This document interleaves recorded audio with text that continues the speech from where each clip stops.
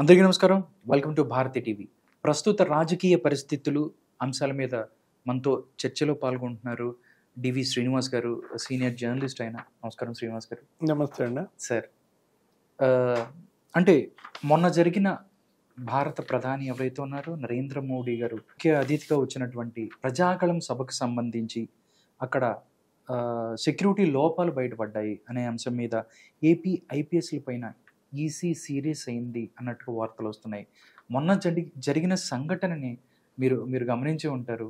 దాని గురించి ఏం చెప్తారు సార్? ప్రధాని నరేంద్ర మోడీ చిలకలూరిపేట సభ భద్రతా వైఫల్యం ఇవాళ దేశవ్యాప్తంగా చర్చనీయం. ఎందుకంటే ఒక దేశ ప్రధాని పాల్గొంటున్నారు ఒక సభలో అంటే టోటల్గా అలర్ట్. ఏది పోలీస్ అలర్ట్, రెవెన్యూ, మొత్తం అన్ని శాఖల సిబ్బంది, ప్రభుత్వ యంత్రాంగం అంతా కూడా అత్యంత ఇదిగా చూడాల్సినటువంటి సందర్భం. అలాంటిది అక్కడ ప్రధాని వచ్చినప్పుడు పాసులు ఇవ్వటంలో లోపాలు, ఏది ఆ పాసులు ఇచ్చిన వాళ్ళని అలౌ చేయడంలో లోపాలు, అసలు సంతకం లేకుండా బ్లాంక్ పాసులు ఇవ్వడం అనేది ఇవాళ చర్చనీయాంశం. ఏది నిన్న నాదెండ్ల మనోహర్ జనసేన ఆయన కూడా ప్రెస్ మీట్ పెట్టి పోలీసుల వైఫల్యాన్ని ఆయన దుమ్మెత్తిపోశారు. ఏంటి అసలు ఎలా బ్లాంక్ పాసులు ఇస్తారు? వచ్చేది ఎవరు? సాక్షాత్తు దేశ ప్రధాని వస్తుంటే, దేశ ప్రధాని పాల్గొనే సభలో మరి ఖాళీ పాసుల మీద సంతకం పెట్టినటువంటి ఆ ఎస్పీల పైన, ఆ డిఎస్పీల పైన, వాళ్ళపైన చర్యలు తీసుకోవాలి. ఎందుకంటే ఎంత నిర్లక్ష్యం, ఎంత ఉదాసీనత. ఇప్పుడు ఆ పాసులు గనక అవి మరి ఉగ్రవాదుల చేతికో లేకపోతే తీవ్రవాదుల చేతికో ఎవరి చేతులకో వెళ్ళి వాళ్ళ పేర్లు రాసుకుని వస్తే సరే, హెలిప్యాడ్ దగ్గరికి పాసులు ఉన్నాళ్ళని కూడా అలౌ చేయాలి.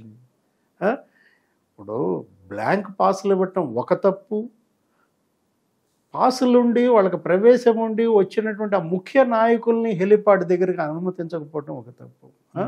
మొత్తం మనం చూసాం. ఏది ఆ భద్రతా సిబ్బంది పిఎం వాళ్ళ యొక్క ఎక్విప్మెంట్ ఉంటుంది, బందోబస్తు ఎక్విప్మెంట్, ఏది ఈ స్కానర్స్ ఇవన్నీ కూడా ఉంటాయి. వాటిని మళ్ళీ స్టేజ్ మీద నుంచి తెచ్చుకోవాలంటే నానా పాటలు పడ్డారు. ఏది ప్రధాని దిగి వెళ్ళిపోతున్నప్పుడు అవన్నీ సర్దుకుని వచ్చేలోపే జనం ఎగబడుతున్నారు వేదిక మీదకి సెల్ఫీలు తీసుకోవటం కోసం. Utter failure. ఏది చిలకలూరిపేటలో నరేంద్ర మోడీ పాల్గొన్నటువంటి సభకు భద్రతా ఏర్పాట్లు చేయడంలో అది పోలీస్ యంత్రాంగం వైఫల్యం, రాష్ట్ర ప్రభుత్వ వైఫల్యం, ముఖ్యమంత్రి వైఫల్యంగా, హోంశాఖ మంత్రి వైఫల్యంగా దాన్ని చూడాలి. ఎందుకంటే ఇవాళ ఎవరో అధికారులను బలి చేయటం కాదు. ఇప్పుడు గ్యాలరీలో ఇన్ఛార్జిగా ఉన్నటువంటి ఎస్పీ ఎవరు? ఆ గ్యాలరీల్లోకి ఎవరిని అలౌ చేశారు? పాసులు ఉన్న వాళ్ళని అలౌ చేశారా లేదా? అక్కడ మీరు వాటర్ బాటిల్స్ విసిరేసుకుంటాం ఏంటి?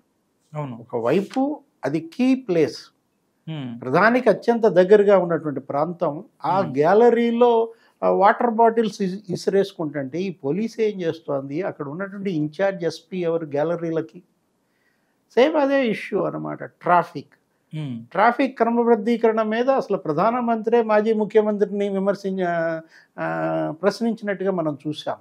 ఏంటి, నేను పైనుంచి చూశాను హెలికాప్టర్లో వస్తూ, కంప్లీట్ హైవే మీద మొత్తం అంతా కూడా ఈ ట్రాఫిక్ ఏంటి, ఈ విధంగా ఇంతమంది తరలి వస్తున్నప్పుడు ఏర్పాట్లు ఏంటి, ఆ వెహికల్స్ అన్నీ కూడా 3 కిలోమీటర్లు 4 కిలోమీటర్ల అవతల ఆపేస్తే వాళ్ళు నడుచుకుంటూ వస్తున్న సన్నివేశాలు ప్రధాని స్వయంగా పాయింట్అవుట్ చేసిన సందర్భం. ఎందుకని ఆ ట్రాఫిక్ ఫెయిల్యూర్ ఏంటి? ఎందుకని పార్కింగ్ ప్లేసు ఒక 225 ఎకరాలు, సభా వేదిక 75 ఎకరాలు, 300 ఎకరాల్లో వాళ్ళు ఏర్పాటు చేసుకున్నప్పుడు వచ్చిన వాహనాలు వచ్చినట్టుగా పార్కింగ్ ప్లేస్లోకి మళ్లించకపోవటం ఎవరి వైఫల్యం? ఆ ట్రాఫిక్ ఇన్ఛార్జ్ ఎస్పీ, అతను బాధ్యత వహించాలి వాటికి. అంటే వీళ్ళు ఇక్కడ కూడా ఇచ్చారు సార్, ప్రజాగళం సభకు సంబంధించి ట్రాఫిక్ క్రమబద్ధీకరణ విధులకు ఇన్ఛార్జిగా ప్రకాశం జిల్లా ఎస్పీ పరమేశ్వర్ రెడ్డి, ప్రకాశం జిల్లా ఎస్పీ సార్ అన్నీ ఇచ్చారు.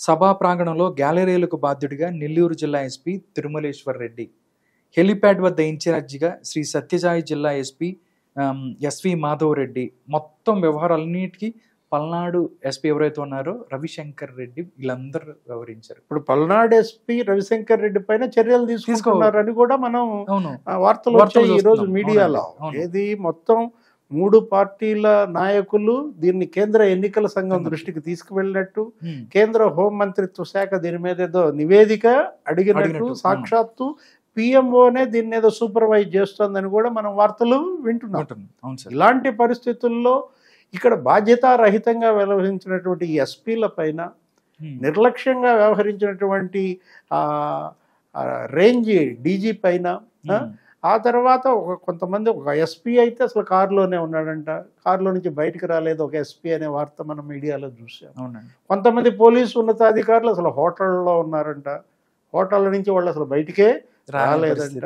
ఒక ఉన్నతాధికారి ఒక ఎస్పీ మరి ఆయనకు ఫోన్ చేసి అసలు ఆయన ఫోన్ రిసీవింగ్కే అందుబాటులో లేరని, అక్కడ ఉన్నటువంటి పోలీస్ బలగాలు వేల మంది వాళ్ళకి ఏ అవసరం వచ్చినా ఉన్నతాధికారుల ఆదేశాల కోసం వాళ్ళు ఫోన్లు చేస్తున్న సందర్భంలో ఫోన్స్ ఎత్తకపోవటం అనేది ఏది ఎస్పీ స్థాయిలో ఉన్నటువంటి వ్యక్తి ఎలా చూడాలా అంటే నిర్లక్ష్యానికి పరాకాష్ఠగా కనపడుతోందన్నమాట. ఇది ఎవరిది సభ?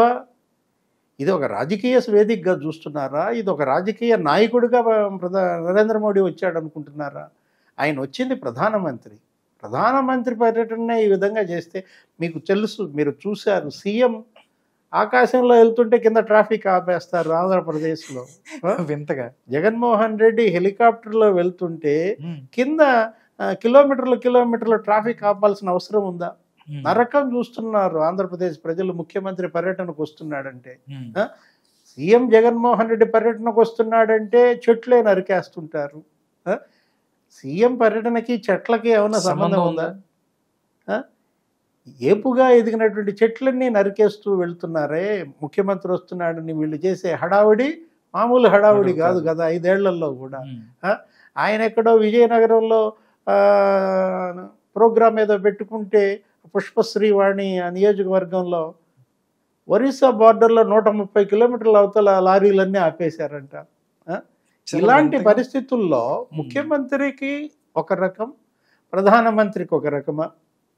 ఎవరిది ఇవాళ భద్రత ప్రశ్నార్థకంగా మారింది?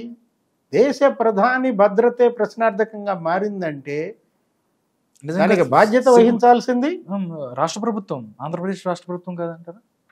ముఖ్యమంత్రి బాధ్యత వహించాలి. అంటే ఏంటి? ఇది ఒక కుట్ర. ఈ విధంగా ఈ సభని భగ్నం చేయడం ద్వారా, ఇలాంటి డిస్టర్బెన్సెస్ క్రియేట్ చేయడం ద్వారా ఎక్కడన్నా ప్రధాని మోడీ కాదు ఏ ప్రధాని అయినా పాల్గొన్న సభలో ప్రోటోకాల్ పక్కన పెట్టి అక్కడ లైటింగ్ స్తంభం మీద జనం ఎక్కితే దిగండి మీరు, మీ ప్రాణాలు నాకు ముఖ్యం అని చెప్పి ఏ ప్రధానన్న విజ్ఞప్తి చేసిన పరిస్థితి చూసామా? ఆయన నరేంద్ర మోడీ పవన్ కళ్యాణ్ దగ్గరికి వచ్చేసి మైక్ తీసుకుని వాళ్ళని కింద దిగండి విజ్ఞప్తి చేసి వాళ్ళని దించిన పరిస్థితి మనం చూసాం. నిజంగా దారుణంగా ఉందండి. అంటే ఆ సన్నివేశం నిజంగా చూస్తే ఆయన యొక్క చాలా బాగా అదే కాదు, ఆ మైక్ సిస్టమ్ డిస్టర్బెన్సెస్ అప్పుడు కూడా జనం తోసుకొస్తుంటే ఆ మైకుల మీద ఆడియో సిస్టమ్ మీద పడుతుంటే పవన్ కళ్యాణ్ అప్పుడు చంద్రబాబు మాట్లాడుతున్నప్పుడు చూసాం.